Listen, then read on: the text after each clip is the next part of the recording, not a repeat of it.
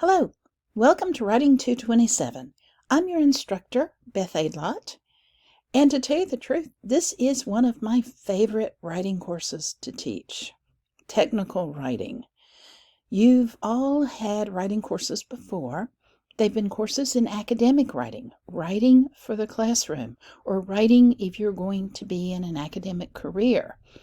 You have learned basic English structure for sentences, for paragraphs.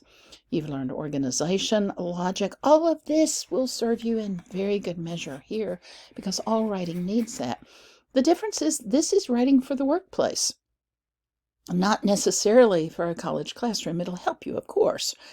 But this is mainly, it's technical writing. It's for writing if you plan to go into careers in medicine, in sports, technology, computers, science of any kind, business of any kind, accounting, econ.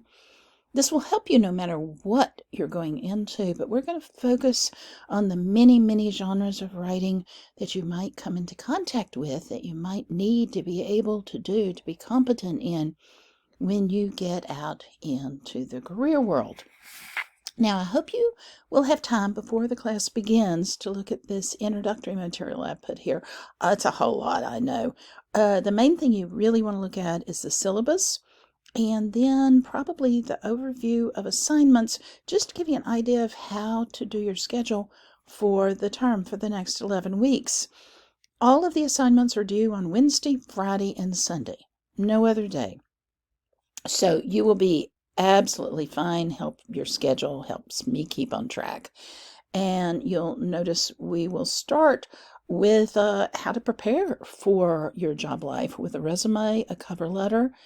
And then notice this course, we're going to be dealing a lot with AI, artificial intelligence tools that you will probably be using in your career life. How to use them, how not to use them.